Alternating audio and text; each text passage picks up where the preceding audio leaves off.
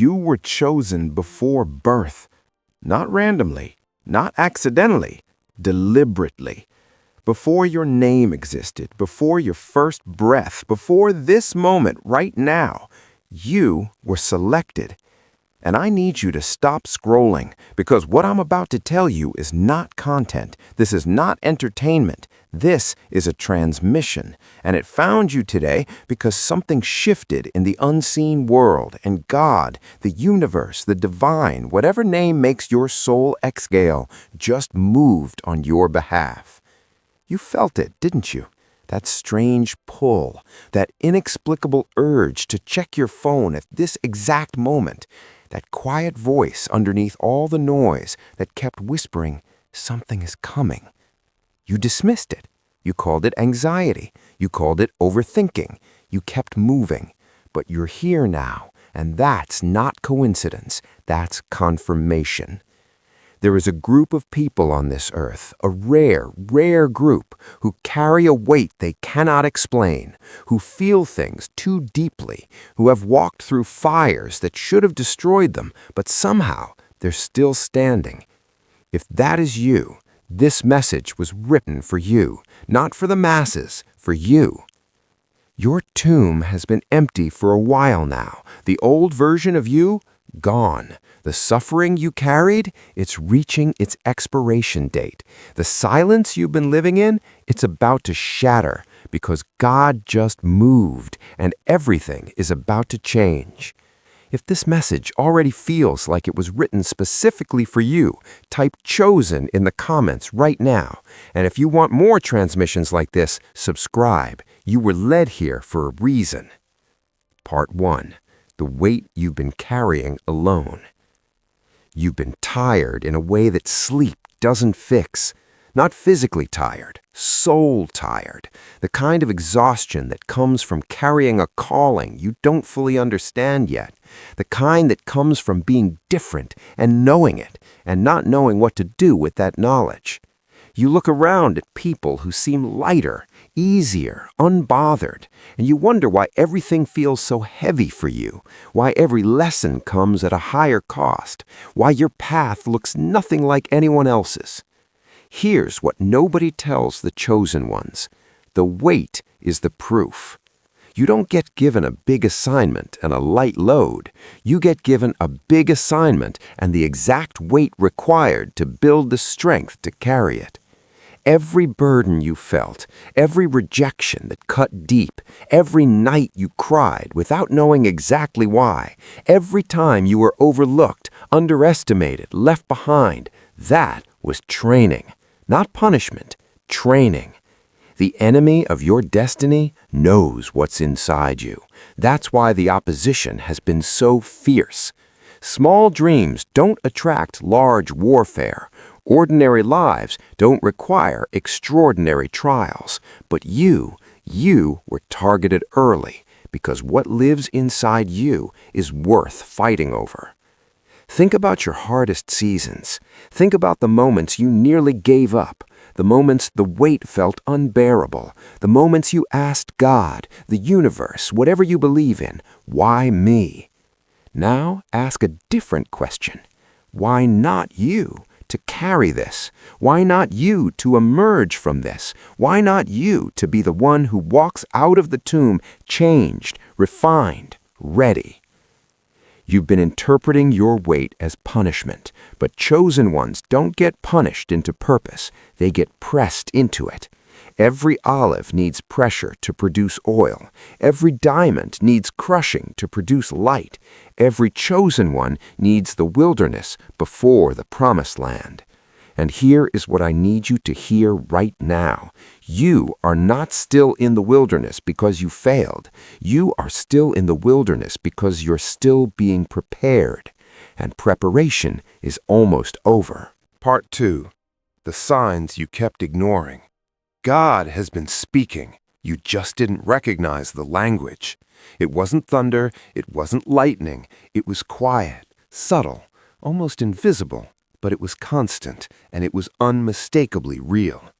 The random song that hit your chest out of nowhere. The stranger's words that felt like they reached inside you. The book that fell open to the exact page you needed. The dream that stayed with you for days. The number patterns you kept seeing over and over until you couldn't deny them. These were not coincidences. These were coordinates.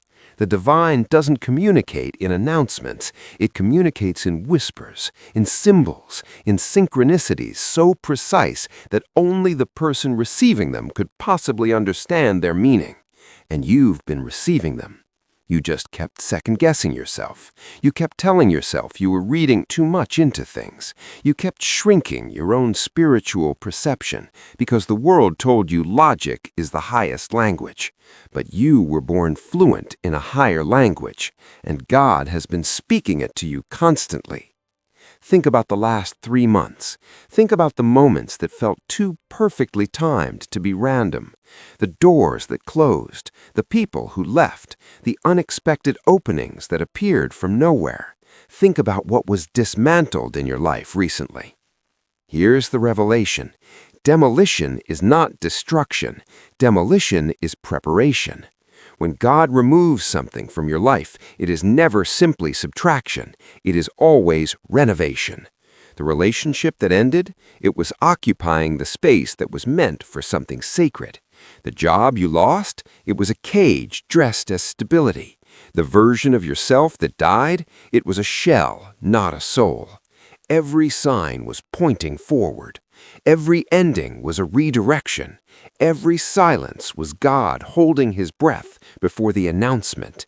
And chosen one, the announcement is here. Check your life. Check your heart. Something has shifted. You can feel it. That subtle electricity in your chest. That quiet certainty building underneath the fear. That sense that something is on the edge of breaking open. You were right. It is. Part 3. What happens when God moves?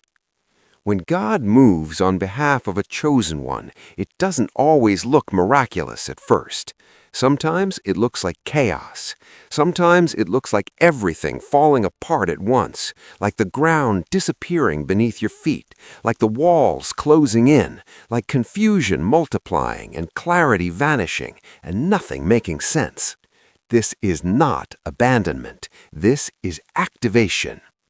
When an earthquake happens underground, nothing on the surface makes sense in the moment. The ground shakes, the familiar becomes strange, the stable becomes fluid. But underneath, something tectonic just shifted, something ancient just moved, something that will reshape the entire landscape is already in motion. That is what is happening in your life right now. God just moved underground, and the shaking on the surface, that's the proof, not the problem. Here's what chosen ones must understand in this season. When the divine begins to move on your behalf, the first thing to shift is often your environment. People leave, situations dissolve, comfort zones collapse because your next level requires a different terrain. And you cannot enter new territory while standing inside old structures. The cocoon must be destroyed for the butterfly to exist. You cannot upgrade your destiny while maintaining your old address. So if it feels like things are being dismantled, let them be dismantled. Don't fight the demolition. Don't mourn every falling wall. Don't beg to keep what God has decided to remove. Because here is the truth that will set you free. Everything God is removing is lighter than what he is bringing. Every closed door is smaller than the open field beyond it. Every person who walked away was occupying a seat that belongs to someone aligned with your next chapter. Every loss was making space. And here is what God moving looks like when the dust settles. Opportunity that seems too perfect to be real. Connections that arrive with divine timing. Resources appearing from unexpected directions, peace that doesn't match your circumstances, clarity arriving after long seasons of confusion, a sense of purpose so overwhelming that it brings you to tears. This is the aftermath of God moving, and you are standing on the edge of it right now. Stay. Do not run. Do not shrink. Do not convince yourself you're not ready. You have been ready longer than you know. Part 4. The identity you must now claim. Here is the hardest part of this message. God has moved. The signs have been given. The preparation is complete. The season is shifting. And now you have to decide who you are. Because that's the final frontier. That's the last door. Not the circumstances, not the timing, not the resources. You, your identity, your willingness to look in the mirror and say out loud with your whole chest, I am chosen. I am ready. I will not shrink. Most chosen ones get everything they need for their breakthrough, and then they stand at the threshold and they wait. Not because the door is closed, because they don't believe they deserve to walk through it. They have been told too many times that they're too much, too sensitive, too ambitious, too different, too broken, too late, too far gone. And those words became walls, and those walls became identity. And now the door is open, and they're standing there, paralyzed. That is not humility. That is a lie wearing humility's clothing. You were not made to be small. You were not refined through fire to live in fear of your own light. You were not carried through every storm to stand at the shore and refuse to sail. You were not chosen to be comfortable. You were chosen to be transformative. And claiming that identity is not arrogance, it is obedience. When you refuse your purpose, you don't just rob yourself. You rob everyone who is waiting for what only you can bring. You rob the people whose lives were meant to change because of your words, your presence, your story, your breakthrough. So here is what you must do today, not tomorrow, today. Look at what you've been postponing because you didn't feel ready. Look at the dream you've been afraid to speak aloud. Look at the version of yourself you keep visiting in your mind but never fully become. Look at the call you keep sensing but keep dismissing, and choose it. Choose yourself. Choose your calling. Choose the identity God wrote over you before the world had a chance to write its own version. You are the chosen one. Walk like it. Your tomb is empty now. Read that again. Your tomb is empty. The old you, the diminished you, the you that believed the lies, the you that accepted less, the you that stayed small to keep others comfortable, that version is gone. And what remains is extraordinary. What remains is someone who has been through the fire and is not burned. Someone who has walked through the wilderness and is not lost. Someone who has carried impossible weight and is not broken. Someone who was chosen before birth and is finally beginning to understand what that means. God just moved, not in some distant future, right now, in your life, in your circumstances, in the unseen places you can't yet see, but will soon feel. The ground has shifted, the coordinates have changed, the season is turning, and you are ready. Not because everything is perfect, not because the fear is gone, not because the path is clear, but because you are still here, because you're still standing, because something in you refused to quit even when quitting would have been easier. That something is divine. That something is your purpose, breathing inside you, refusing to die, refusing to be silenced, refusing to let you settle for a life that is less than everything you were made for. So check your phone, check your life, check your heart. God just moved on your behalf. Now it's your turn to move. If this message reached something deep in you, subscribe right now. More transmissions are coming, and they were written for you.